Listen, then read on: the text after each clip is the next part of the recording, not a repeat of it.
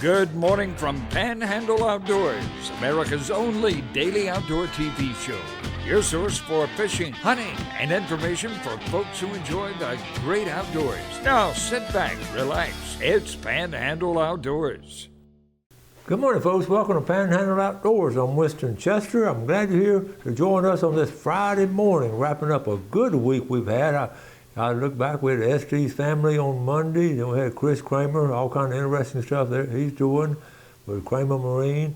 And then we had Ariel and Alan on yesterday, some good guests. I enjoy having them. I know you do because I get a lot of good feedback. So if you have something interesting you might want to show or come in and talk about, give me a text or a call and we'll see if we can get something worked out. All right, let's get started with our weather. Brought to us by Gulf Coast Air Conditioning, Drew Pollard, and a hard-working crew taking care of everyday comfort needs. Looking at a high today of 84 and a low of 71. Water temperature is going up, but just a wee bit. Is reading a 77.4. So that's interesting. That's right there at the end of the Panama City Beach Pier. The river readings, Panama City Coca-Cola brings this to us each morning. We're looking at the Apalachicola Bluntstown, an even 3 foot. Not much movement there, but take a look at the Choctawhatchee at Caryville.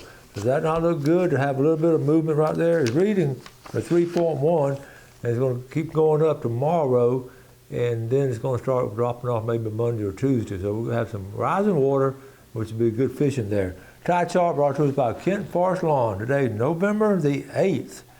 High tide is at 12:52. This morning we've had it. It's going to be low tide right after lunch at about 12:56, almost at exactly 12 hours.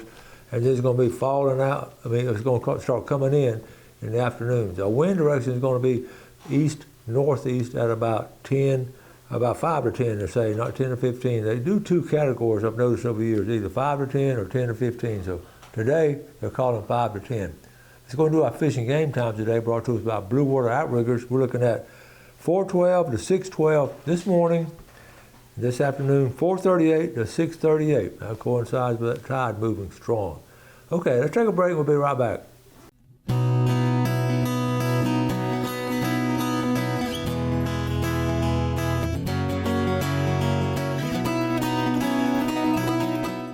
Okay, welcome back. You know, we do a constant encouragement of getting young people outdoors, and a lot of folks do a good job with it. And I'm going to show you this little section right here. Wednesday morning, I had an opportunity to go out to Wallingham Academy, out there right across the bridge. Beautiful school. We opened it in 2021, and know a lot of folks out there, a lot of good kids. And the assistant administrator, Chad Gall, who's one of my former students, and he just loves the outdoors. He hunts and fishes a lot. He just had this urge to make these retaining ponds to put some fish in them. And he's asked me about it over the last couple of years. I've encouraged him to do it. He got some fish and got some money. People, they bought some little brims, put a couple thousand brim in it like that. So he stocked it, and the reason he stocked it was actually bass. Of course, you have to get all kind of permission to be able to fish out of these retaining ponds. There's a lot of government red tape, but they're able to do it. And he texted me, myself and some of the other school board members come out and observe it this past Wednesday, because they had a 4th grade and 5th grade, the two classes, to come out there and actually fish during school. Does it get any better than that? So I have some pictures and some cool stuff. So here it is right here. That's Chad there telling these are all volunteers. That's what some dads, some men in the community just want to come out and help the kids do some little bit of fishing. That's one of the couple of retaining ponds. Okay, there's Chad telling everybody make sure the kids stay in line and telling the dads and all. Of course, everybody knew that. And this is just one of the other ponds here. And what's cool, if you can look here, we're setting up. We're on the backside, and see the kids way up there. They're coming in there, and they're going to line up. They're going to line up on that side. We've got it all set up, and they're excited. And then here they're all coming right here, and they're all getting all set up. I want to go first, and then line it up. So, and here's some of the groups I was with. You can see some of the volunteers there. And folks, he feeds these fish every day at 11 o'clock. So he had it all set up. He just threw some feed out. Look at them. Look at those brim in the top of the water. So the kids caught the fish right away. And they just took turns with a pole, and just one after the other. They just kept moving. And Okay, here, see this right here? I already got one right here. And, all right, there he is. These are good-sized brim. I mean, look at them. Good-sized brim. Got a bunch of them. So here I am. Here are two of my former students. On the left of the screen there to my right is Ryan Posey. Ryan was in my very first outdoor air class in 1993. So he's out there. And Dave Olmstead also was in my class on the other side. So two good kids doing, two good young men now doing good things. And there's Captain Burkett, Hook 'em Up Charters. You know, he's been down here, Hook 'em Up Charters. He was on the show before in the Panama City Beach tournament. He has 4 boats. Okay, so now I want to go to another section. I want to go to. I got some pictures. I want to give a shout out. Let me see. Let me find these right here. Give a shout out to the principal there, who's always helped out a lot. Okay, the principal is Amy Harvey. Okay, here we got some pictures right here. So I got some pictures sent to me by one of the teachers. Took some pictures. So this is her. Okay, on the bottom left there is Chad Gall and Principal Amy Harvey, who loves to fish herself. So this was, like I say, Wednesday, and like a little pic collage that, okay, here we go. Julie DeFelice sent me, so you can see the kids fishing and how happy they are. Is that not cool? Now on the bottom right, now that's the father-son. That's not saying he's not beating them up and all that. They had a kick, dad and the son out there fishing.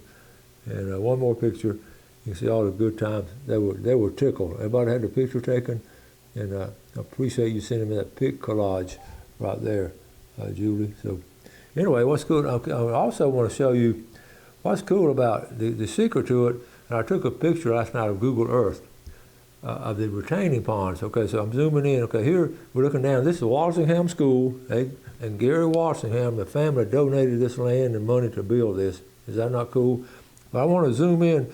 You see, okay, here's a better shot. These are the retaining ponds. That one on the left, it looks sort of brownish. It's clear. That's just not a good shot. But then look at the one. Is that not ideal? It has trees around it. But like I said, Chad actually stocked it, and he feeds them every day, and they've done a remarkable job. So I want to show you all this because you can really spread people out. Now if you catch fish there, you don't want to eat fish out of a retaining pond. You just catch and release and let other people catch them too. It's just a fun idea of catching them. So I want to encourage you as folks in the community to get your schools. Now all construction have these big retaining ponds, and you can do something with them if you got somebody on the staff that's willing to do it. That's just a win-win for everybody. I want to end with this. If I could, yesterday I was sort of standing back, and the kids came in, this little fourth grade class we had, and they lined up like you saw, and the first kid out there, and he hooked it, and he was reeling it in, and when that fish broke the water like that, the other kids standing on the bank, they spontaneously started clapping and jumping up and down, just cheering.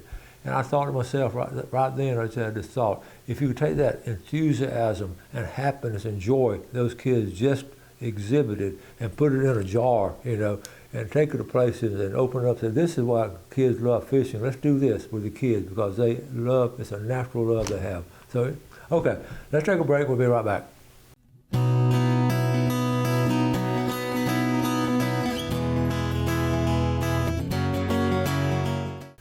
Okay, welcome back. I love picking stuff up off the Facebook and internet to show you if it has anything to do with animals. I don't do a lot of it, but Wendy posted this the other morning. I just got a kick out of it. I know you would too. It's about a bear, and we know we have plenty of bears around here. This is like a baby bear, but I was fascinated with it. So here we go. Mama bear just walked across the road right there. Let me see. Okay, here we go. Let's start back here to begin, because here, okay, Mama bear just crossing the road. You just saw that. So here's baby bear. He's curious about this balloon. Check this out. The cars are slowing down, and that's what you see is a birthday balloon sort of weighted down, and that bear cannot figure out what in the world is that not great? And he's standing up, see how little the baby bear, see how little the legs are, and look at there. Oh, it goes up in the air, and he don't know what to think. Okay, so hope you enjoy that. That was something I knew you'd enjoy seeing. Okay, let's go back to our pictures. We talked about running of the bulls. I have that on here too. I got Kendra McDaniel had sent some pictures in All right, here we go. The Running of the Bulls, the Swivel Sisters Fishing Club, have it the month of October. They've wrapped up now. So that's a wrap. So she sent me this little collage of pictures. So let's share what happened this past month on catching redfish here. Okay, there were 43 participants, all ages. 40 fish were turned in to be they measured them and 40 fish were turned in. This is all catch and release. There's just some great pictures here. Fishing at nighttime, they were fishing daytime and in between. I wouldn't wait out there at nighttime down there. We hope you enjoyed it. Lots of new friends and family are made in these events. You meet all kind of people who are like-minded. Obviously, this is on Cape San Blas. You can see we're out there fishing and caught some nice fish. And okay, remember they had a very special measuring tape. This is how you did it. You measure it and show how you did it. I want to encourage you to do this next year. I hope we get into this next year. I caught some on a boat right there around anywhere in the Panhandle you can catch them. Here around Panhandle Bridge would have been excellent. Okay, here's some more here in the surf. It was wet that morning. But a lot of girls just sort of fish together. Girls just want to have fun. And third place goes to Sherry Bird. She caught a 43 inch. You see, she caught it there in the surf. They had a Jeep down there, and she was excited. A big old smile on her face. Second place, Derek Berkhold. He had, look, 43.25. Now that's pretty close. And it looks like they caught it in the same area, don't it? I know where they are. I used to go there, and nobody in the world would come out there. And first place, Gary Kimball, 44.5. So all three of these fish within about 1.5 inches, the top three. That's some fine fish right there. So thank you for supporting Running of the Bulls in 2024. So that was, it's interesting that the participants, almost all of them caught fish. They only measured 40, but everyone I talked to that fished during the whole month, they're all catching fish. So October is a great time for red fishing. You saw surf fishing, bridge fishing, and actually anywhere. All right, now I got a couple of pictures I want to show you. I want to show you this one here. I get these memories that pop up on Facebook memories, and this one popped up yesterday. 9 years ago, Fox 28 folks did a poster. Congratulations, Winston Chester, the 2000 show next week. And that was 9 years ago. So we're getting ready to, I wanted to show it because we're getting ready, hopefully, if everything works out, sometime in the early part of next year, maybe around March, we've got to add up the days, we should hit show number 5,000. So I'm very excited about that and very thankful. Okay, now, I do want to, got a couple of announcements here. Pheasant hunt, okay. This tower shoot, y'all know about these, but we have them locally now. This is on November the 16th. This will be at Four Feathers Plantation, and there's a number, and there's 12 stations. It's what that's called a European-style tower shoot. You only sign up 24 shooters. And it's $400 a gun, and lunch and drinks, and now there are gun rentals available. So lunch would be at 12:30. Check in at 12, lunch at 12:30, and you shoot at 2 o'clock at Four Feathers Plantation. And I need to get up there and see what all is going on with those folks. But that's a good thing to do. Also, one other announcement right here. This is good. Down here in St. Joe, the Fall Fest in the Preserve. This is the same day, actually, a family-oriented festival, Saturday, November 16th. 3 p.m. to 6 p.m. That's an interesting time. I like that time. You can do stuff Saturday morning all, then take a good lunch and come back and enjoy it. So here it is, in the heart of St. Joseph Bay State Buffer Preserve. Folks, we don't know how to appreciate the people that actually got together and bought this land as a buffer to St. Joe Bay. So this is our property now. It belongs to the public. So main gate, it's right across the road. You can't help but miss it. And what you can do now, they have hay rides, they have hiking, a scavenger hunt, face painting, campfire, marshmallow. This is, they haven't done this before. This is really nice. So if you get a chance to get up there, or down there, or over there, wherever you are, that's going to be fun. I'm going to try to do that. I'll sit by the campfire, get some marshmallows. Anyway, but talking about that, so someone had a vision years ago to buy all that land for the state to preserve it, and you wish a long time ago they would have had a vision to have done it at Panama City Beach and different places along the Florida, but they did some. So look on the bright side. All right, here we go. Get our drawings. Okay, our first drawing, like I say, we wanted to do Gene's Oyster Bar, and we'll be getting their commercial ready, and they're excited about being on. We're excited about having them. Here's a picture right here, down in downtown Millville. If you've been to Millville, historic Millville, Gene's Oyster Bar is a historic hidden gem, and that's just a special atmosphere. And I think that makes the oysters taste better, I swear. I believe that. Okay, so let's give away a free mullet plate, fresh mullet, I'm telling you. Gene's Oyster Bar. And the winner of that is going to be from Ponce de Leon, Michael Buggs, all right? Let's go down to Tarpon Dock and get that $20 gift certificate. And the winner is going to be from Parker Houston Taylor. I know he's going to buy him some shrimp. All right, and the big red snapper, which is really good this time of year, is going to, from Freeport, Mike Senn, S-E-N-N, Mike Senn. So we have Ponce de Leon, Freeport, and Parker are the winners. We're all over the Florida Panhandle here. I appreciate it. Let's take a break. We'll be right back.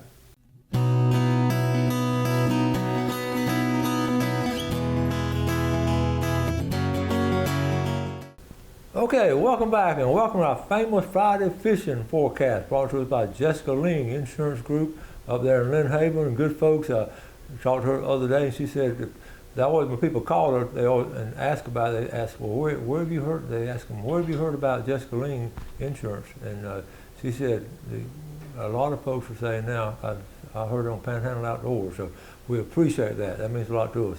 Also brought to us by Hammer Down Construction, Matt Andrews and his crew doing a lot of good roofing and construction parts, so we appreciate that. So let's get started. First thing I wrote down, the river's rising on the Choctawhatchee, not rising on the Apalachicola, or what the locals call the Big River. So with the river rising, the water's going to get up in those sloughs, and it's going to be good. And the Choctawhatchee River system is just so unique with some rivers tying together, little rivers coming in this way, sloughs going up that way. It takes a while to run that river system, but good fishing over there. Brim fishing has been so steady. Again, I didn't show the pictures last day or two because we had guests, but there's been good catches of brim in the upper end and lower end of the Choctawhatchee River. Also, the Apalachicola River, I would look at the catfishing, again, should be good. The catfishing, they've been putting out trot lines because it's low, the fish is sort of more concentrated. So there's been some good catches of catfish on the Big River. But those feeder creeks, Owl Creek and all those, there's so many up in that area too, coming in from the Liberty County side, some great fishing on those, really special place. And the leaves are changing this time of year. Like I said before, even if you don't want to go fishing, jump in a boat and just go right up and down the river, up in those sloughs, just look at those beautiful trees. It's really a good time of year. Okay, so I also wrote down red fishing. Okay, we just saw the results of it down in Running of the Bulls with the Kendall McDaniels group, Swivel Sisters. You saw all of the fish they caught, and all throughout the Panhandle, a lot of surf fishing caught. You saw Chris Kramer's picture of he and his boys out fishing by the bridge. All bridges throughout, when the outgoing tide, those redfish, they're called channel drum is what they're called. So they sit there because they sit in the channel, and we always call them redfish, but that's been good. So obviously, just from the pictures we showed, you know what the redfish are doing. I wrote down sheep's head. The sheep's head, again, sheep's head. I always like to talk about the bridge down here. I don't know why I love to talk about it. Down here at East Point. I just think East Point is a special place to me, and that bridge right there, they're going to start catching sheep's head on this bridge here, and then across.